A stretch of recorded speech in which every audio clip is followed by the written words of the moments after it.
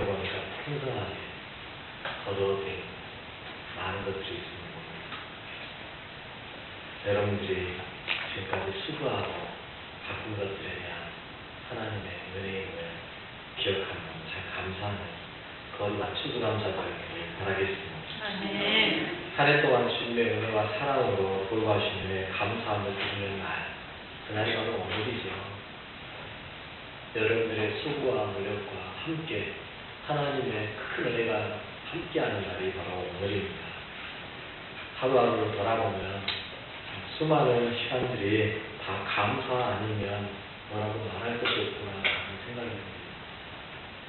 여러분들이 수고하고 노력한 것도 있지만 하나님의 대접과 하나님의 은혜로 풍성하게 부어주셨기 때문에 오늘 이렇게 우리가 앞에다 이렇게 다 갖다 놓고, 사실 이게 앞에 있는 이게 뭐 얼마나 되겠어요. 여러분들이 거둔 거에 비하면 그냥 조금 갖다 내는 거죠. 이렇게 거뒀습니다. 보여드리는 것뿐이죠.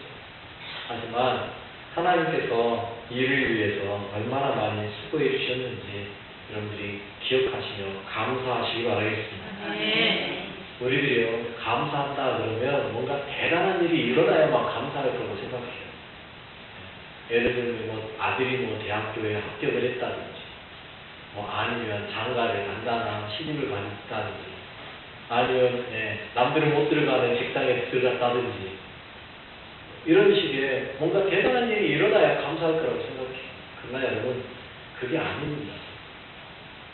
우리의 일상 하나하나가요, 전부 다 감사해요.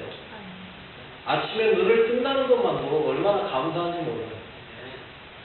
오늘 아침에도 눈을 뜨면서 참 감사하더라고요. 몸은 좀 피곤하고 힘들어요.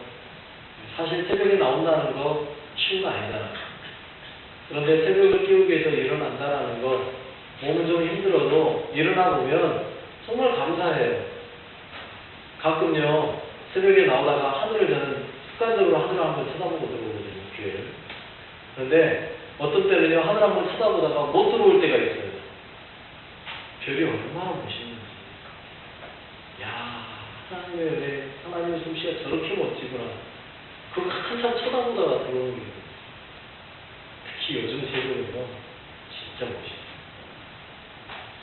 궁금하시면 한번 나와보세요. 궁금하시면 한번 나와보세요. 나와서 하늘을 한번 쳐다보세요. 정말 새벽 하면 멋있습니다. 이 좋은 계절에 여러분, 하나님 앞에 감사할 수 있다는 것, 얼마나 좋은지 모르겠어요. 여러분이 매일매일 순간순간 하나님 앞에 감사를 떠올리며 감사합니다를 외칠 수 있는 여러분 되시길 바라겠습니다. 이게 하나님의 명령이랍니다. 여러분, 범사에 감사하라. 이게 하나님의 명령이라고. 우리는요, 그 명령에 순종해야 될 줄 압니다. 오늘 본문에 들어가겠습니다. 오늘 본문은요, 이스라엘 백성들이 바사라는 나라, 페르시아죠. 페르시아라는 나라에서 죽을 뻔한 위기에 처했다가 하나님이 전화위복으로 그들을 이길 수 있도록 해주시고 적을 제거하면서 승리하는 그 기쁨을, 잔치를 벌이는 장면이 바로 오늘 본문의 내용입니다. 오늘 이 사건을 통하여서 불임되지 않은 유대의 귀한 절기가 탄생하게 되는 거룩한 날이 바로 오늘 본문의 이야기입니다. 본문에 보면 이스라엘 백성들이 잔치를 벌였더라라고 나와요. 근데 어떤 잔치예요? 승리의 잔치입니다. 감사의 잔치예요. 죽어야 될 상황에서 그 죽음을 이겨낼 수 있게 하신 것뿐만 아니라 자신들의 대적들을 다 물리칠 수 있게 해주신 그 은혜, 감사해서 하나님 앞에 드리는 예배가 바로 오늘 본문이라는 겁니다. 여러분, 하나님은요, 우리를 알게 모르게 보호하고 계신다는 사실을 믿으시기 바라겠습니다. 오늘 본문은요, 참 신기해요. 에스더서는요, 성경에 하나님이라는 단어가 한 번도 나오지 않는 성경이 바로 이 에스더서예요.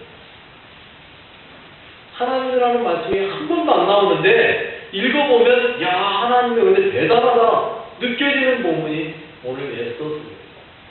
에스더서를 읽고 있으면요, 야, 어쩌면 이렇게 하나님이 일하셨을까? 저절로 감탄이 나오는 말씀이 바로 이 에스더서. 그 중에 오늘 본문은요, 하이라이트. 모든 대적들을 물리치고 하나님 앞에 감사해서 모여서 함께 잔치를 벌리며 감사하며 하나님께 예배드리는 거룩한 시간이 바로 오늘 본문에 나오는 부림절입니다. 그러면 어떻게 해서 하나님의 은혜가 나타났을까요? 가장 먼저 보이는 하나님의 은혜는요, 바로 에스더가 왕비가 되었다는 사실. 사실 에스더는 왕비가 될 수 있는 자격이 있는 사람이 아니에요. 자격이라고 말하면 좀 이상하지만 이미 왕비가 있었어요. 이미 왕비가 있는 상황에서 에스더가 어떻게 왕비가 되겠습니까? 그런데요, 하나님은요, 에스더를 왕비 만들기 위해서 이미 있던 왕비를 폐위시켰단 말이에요. 어떻게 폐위가 되느냐? 왕비가 폐위가 될 정도로 큰 잘못한 것도 아니에요. 제가 볼 때는요, 그럴 수도 있어요. 그런데 폐위를 해요. 1장 12절에 보면 이렇게 이야기합니다. 그러나 왕 와스디는 내시가 전하는 왕명을 따르기를 싫어하니 왕이 진노하여 마음속이 불붙는 듯 하더라. 왕이요, 왕비에게 야, 너 이쁘게 차리고도 마라 불렀어요. 그런데 왕비가 나도 잔치 중입니다, 못 가겠습니다 하고 거절한 거예요. 그럴 수 있지 않습니까?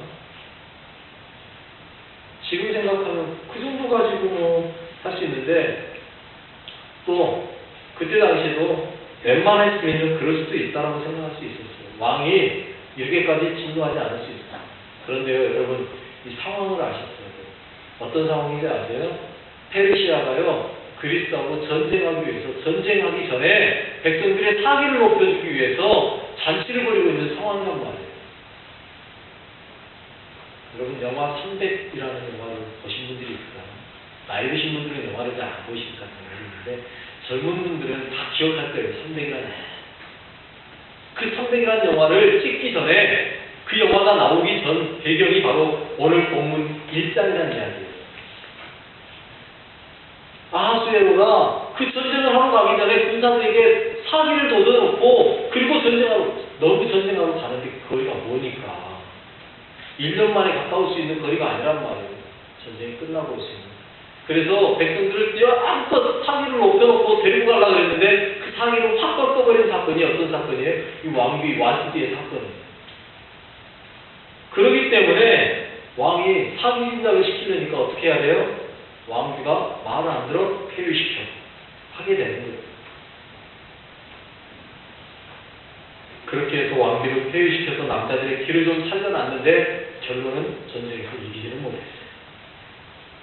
그리고 지금 돌아오는지 아닙니다. 돌아오고 나니까 이제 왕비가 없으니까 심심하잖아요. 왕비가 없으니까 힘들거든요. 그래서 생각해낸 게 다시 왕비를 뽑자요. 그리고 일어난 사건이 바로 2장에 나오는데 왕비를 뽑아. 그래서 뽑힌 사람이 에스더입니다.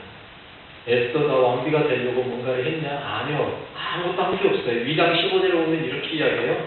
모르드게의 삼촌 아비아의 딸 곧 모르드게가 자기의 딸같이 양육하는 에스더가 차례대로 왕에게 나아갈 때 궁녀를 주관하는 내시 회개가 정한 것 외에는 다른 것을 구하지 아니하였으나 모든 보는 자에게 사랑을 받았다. 다른 사람들은 왕 앞에 나갈 때 뭔가 대단한 것들을 요구했어요. 이것도 주세요, 저것도 주세요 하고 모든 걸 다 걸치고 왕 앞에 나갔어요. 그런데 왕이 별로 고개를 들었어요. 그런데 에스더는요, 아무것도 구하지 않았어요. 그리고 왕 앞에 갔을 때 왕은요, 에스더를 마음에 들어했어요. 17절에 이렇게 이야기해요. 왕이 모든 여자보다 에스더를 더 사랑함으로 그가 모든 처녀보다 왕 앞에 더 은총을 얻은지라. 왕이 그의 머리에 관을 씌우고 와스디를 대신하여 왕으로 삼았다. 왕은 에스더를 왕으로 삼았습니다. 이 모든 것이 하나님의 계획 속에 진행되고 있었다. 뭔가 엄청난 사건을 일으키기 전에 하나님께서 준비해놓고 계신다는 거예요. 여러분, 마치 이스라엘 백성들이 애굽에서 종노릇 하다가 불이 지기 전에 이미 누가 태어나 있었어요? 모세가 태어나 있었어요. 우리들이 하나님 앞에 범죄한 것을 깨닫고 하나님 앞에 나오기 전에 이미 누굴 준비해서 보내셨어요? 예수님 다 미리 보내놓으시고 십자가 지셔서 우리들을 다 보내놓으셨어요. 그리고 뭐만 하면 돼요? 우리는 나오기만 해. 초청하는 거예요. 거기에 응답하고 나오기만 하면 구원받게 됩니다. 이런 것처럼 하나님은 뭔가를 하기 전에요, 다 미리 뭐 해놓으신 거예요? 준비해 놓으신 거예요. 그 준비의 첫 단계가 누구였어요? 에스더였다. 거기에서 끝나지 않아요. 두 번째, 하나님은요, 에스더를 왕비 삼는 것으로만 끝내지 않고 모르드게를 통해서 반역을 알게 하십니다. 그리고 그 모르드게가 그 반역을 어떻게 왕에게 가서 고발함으로써 왕의 죽음을 건져주는 거죠. 2장 21절로 22절에 이렇게 해요. 모르드게가 대궐문에 앉았을 때 문을 지키던 왕의 내시 빅단과 베레스 두 사람이 원한을 품고 아하수에로 왕을 암살하려는 음모를 꾸미는 것을 모르드게가 알고 왕은 에스더에게 아니니 에스더가 모르드게 이름으로 왕에게 아뢰니라. 모르드게를 통하여서 왕이 죽음당할 뻔한 위기에서 건져낼 수 있도록 만들어 놓으시는 거예요. 여러분, 하나님은요, 우리에게 문제를 주실 때 이미 해결할 방법과 계획 다 준비해 놓으시고 문제를 주신다는 사실. 전혀 방법도 없고 상황이 해결할 뭐가 없는데도 하나님이 그 문제를 우리에게 걸러주시는 게 아니라는 사실이죠. 어떻게든지 할 수 있도록 만들어 놓으시고 하나님께서 우리를 보시는 거죠. 야, 너 이렇게 준비해놨으니까 한번 해봐. 학생들에게 시험을 낼 때는요, 어떻게 하고 시험을 내요? 다 가르쳐주고 그 다음에 시험 보는 거예요. 선생님이 가르쳐주지도 않은 시험 문제를 내놓으면 그 선생님은 실력이 없는 거예요. 그러지 않습니까? 다 가르쳐주고 그리고 하게 하는 거죠. 마찬가지예요. 하나님도요, 해결할 방법 다 해놓고요, 그리고 문제를 던져주신단 말이에요. 그래서 어떻게 해야 돼요? 그 문제를 통해서 그가 하나님 앞으로 더 성장할 수 있게 만들고 있어요. 감사할 수 있게 만들고 있어요. 그런데 하나님이 그렇게까지 다 해놓고 지금 문제를 던졌다는 거예요. 어떻게 하는가 보거든요. 하나님을 찾는가 보거든요. 무릎 꿇고 하나님 찾는지 모르는 하만을 통해서 모르드게를 먼저 시험하셨죠. 3장 4절에 보면 이렇게 날마다 고난에 모르드게가 듣지 아니하고 자기는 유다인임을 알렸더니 그들이 모르드게의 어찌되나 보고자 하여 하만에게 전하였다. 하만에게 모르드게가 전하지 않았거든요. 그러자 왜 전하지 않느냐라고 물어보니까 나 유다인이야. 무슨 말인지 아십니까? 잘 모르시는 게 정상이에요. 하만의 가문은요, 아각 사람이라고 말합니다. 아각이라는 이름은요, 사무엘에서 나옵니다. 아말렉을 진멸하라고 하나님께서 명령하셨을 때 사울이 가서 아말렉을 진멸하는데 한 사람을 살려가지고 데리고 오죠. 누구예요? 아말렉의 왕 아각이라는 사람. 바로 이 하만은요, 그 아각의 후손이라는 소리입니다. 하나님은요, 아말렉은 너희에게 영원한 대적이 될 것이다라고 해요. 쉽게 표현하면 지금으로 이야기하면 아말렉은요, 사탄의 세력을 상징하는 대표자예요. 즉 하만은요, 누구의 세력이에요? 사탄의 세력을 의미합니다. 거기에 대해서 유다인인 모르드게는 무릎 꿇지 않는 거예요. 여러분, 우리도 마찬가지예요. 우리도요, 다른 거는 몰라도요, 사탄의 세력에게 무릎 꿇어서는 절대 안 된다. 하나님에게만 오직 무릎을 꿇어야 될 우리가 하나님의 사람이 아니에요. 사탄의 후예인 하만에게 모르드게는 무릎 꿇을 수 없다는 거예요. 이게 하나님이 던진 문제였어요. 그 결과 어떻게 됐어요? 유다인이 다 죽을 뻔한 위기에 빠집니다. 하만이 모르드게뿐만 아니라 유대인을 다 죽여버리겠다고 선포하잖아요. 그리고 왕에게 가서 요청하는 거예요. 그리고 세 번째 하나님의 계획 속에 뭐가 나오니까 제비를 뽑습니다. 하만이 가서 제비를 뽑는데요, 주님이 역사하십니다. 제비를 뽑는 날은 1월달이었습니다. 3장 12절에 보면 이렇게 첫째 달 13일에 왕의 서기관이 소집되어 하만의 명령을 따라 왕의 대신과 각 지방의 관리와 각 민족의 관원에게 아하수에로 왕의 이름으로 조서를 쓰되 곧 각 지파의 문자와 각 민족의 언어로 쓰고 왕의 관제로 인치입니다. 1월달에 제비를 뽑아서요, 조서를 꾸몄어요. 그런데 제비 뽑은 날이 언제인지 아세요? 12월이에요. 13절에 이렇게 이에 그 조서를 역졸에게 맡겨 왕의 각 지방에 보내니 12째 달, 곧 아달월 13일 하루 동안에 모든 유다인을 젊은이, 늙은이, 어린이, 여인들을 막론하고 죽이고 거륙하고 진멸하고 또 그 재산을 탈취하였다. 여러분, 1월달에 제비를 뽑았는데 하필 몇 월달에 뽑혔어요? 12월달에 뽑혔어요. 몇 달이 남아있어요? 기간이 11달이라는 기간이 남아있어요. 너무 많다는 생각 안 드십니까? 왜 그랬습니까? 여러분, 바사라는 나라, 페르시아 나라는요, 엄청나게 큰 나라입니다. 제국이라고, 처음으로 제국이라는 나라로, 제국이라는 소리를 불렸던 나라가 이 페르시아예요. 어마어마하게 커요. 그래서 공문을 한번 보내면요, 맨 끝에까지 공문이 다 도달하는데 몇 달이 걸려요. 아무리 빠른 말을 타고 달려가도요, 한 달 이상이 걸린다. 그런데 4월이나 5월 달에 뽑혔다고 생각해보세요. 문제가 해결된 게 3월 정도, 2월 말인데, 그 문제가 해결되고, 하만이요, 죽고, 그리고 공문을 써서 보냈는데 4월이나 5월 되면요, 공문 보냈는데 이미 유대인들은 죽어있는 거예요. 그래서 12월 달에 공문 뽑힌 게 만들어 놓으신 거예요. 제비 뽑는 것까지도 하나님은 계획해 놓으시고 준비해 놓으셨다는 사실. 뭐만 하면 되는 거예요, 거기에? 하나님의 뜻대로 따라만 가면 되는 거예요.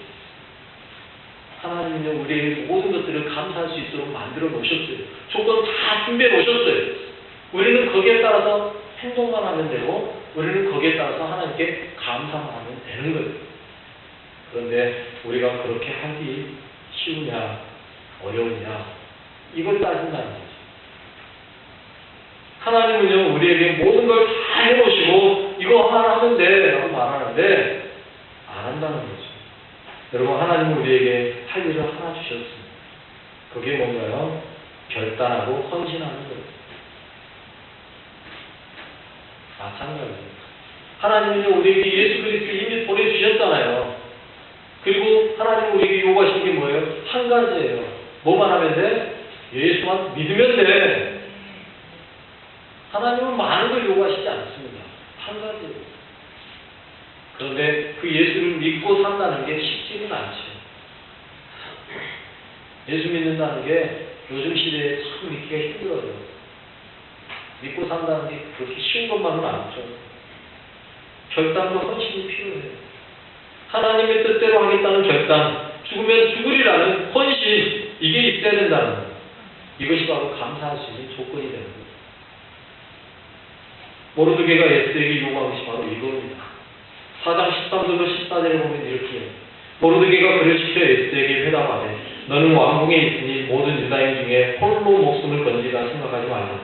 이때에 내가 만일 잠잠하여 말이 없으면 유다인은 다른 데로 말미암아 너희가 구원을 얻으려니와 너와 내 아버지 집은 멸망하리. 내가 왕후의 자리를 얻은 것이 이때로 위함이 아닌지 누가 알겠느냐. 좀 전에 말한 대로 야, 하나님이 준비한 첫 번째가 바로 너야. 이게 이야기예요. 하나님이 계획 속에 있는 사람이 바로 너야. 너가 그 계획대로 움직이지 않으면 이 계획은 틀어질 수 있어. 그러나 하나님은 틀어져도 분명히 우리를 구원해줘. 여러분, 그렇습니다. 하나님이요, 여러분들이 감사할 수 있도록 만드신 첫 번째 조건이 뭔지 아세요? 바로 여러분 자신이에요. 여러분 자신이 하나님 앞에 내가 감사하겠습니다라고 결단하면요, 감사할 수 있는 거예요. 여러분들이 하나님 앞에 내가 헌신하겠습니다 하면 할 수 있는 거예요. 하나님의 계획 속에 첫 번째는 바로 당신입니다. 여러분이라는 사람. 여기에 대해서는 어떻게 해요? 네, 내가 하겠습니다. 결단과 헌신을 다짐하는 거예요. 16절에 이야기. 당신은 가서 수산에 있는 유다인들을 다 모으고 나를 위하여 금식하되 밤낮 3일을 먹지도 말고 마시지도 마소서. 나도 나의 신호와 더불어 이렇게 금식한 후에 귀를 어기고 왕에게 나아가니 죽으면 죽으리이다. 금식선하고 기도하라. 그러면 죽으면 죽는다는 각오로 결단하고 왕에게 나가겠다는 이것이 오늘 본문의 승리와 감사가 되는 잔치를 일으키는 원동력이었다는 사실을 기억하시기 바랍니다. 우리의 삶에서 하나님 모든 것 계획하고 준비 다 해놓으셨습니다. 여러분들을 최고의 자리에서 감사할 일만 있게 만들어 놓으셨습니다. 그리고 하나님은 우리에게 이렇게 말씀하죠. 모든 것이 다 준비됐다. 이제는 나를 따라와라. 결단하고 헌신만 하면 다 하겠다. 나만 따라오기로 마음 먹으면 다 주겠다. 뭐가 필요하면 다 줄게. 따라와. 여러분, 하나님이요 여러분들에게 요구하십니다. 야, 너 나 따라오기로 결단했냐? 너 나만 따라오기로 헌신했냐? 따라와. 그러면 돼. 그런데 우리는요, 대답은 예, 따라가겠습니다 해놓고 어떻게 해요? 뒤로 돌아 가 해버려요. 너무도 쉽게 하나님을 포기해버리는 거죠. 왜요? 하나님 따라가기가 쉽지만은 않더라고요. 에스더가 결단하고 왕 앞에 나가기가 쉽지는 않습니다. 하지만 결단하고 나아갈 때 승리할 수 있었다라는 사실. 여러분, 하나님을 믿고 따라가는 모든 것에 감사하는 잔치가 있을 것이고요. 믿지 못하고 따라가지 못한다면 우리는 영원한 패배와 죽음만 있을 뿐입니다. 에스더가 결단하고 나아갔기 때문에 승리할 수 있었지만 에스더가 만약에 거기에서 포기하고 좌절했다면 유대인들은 다 죽을 수밖에 없었어요.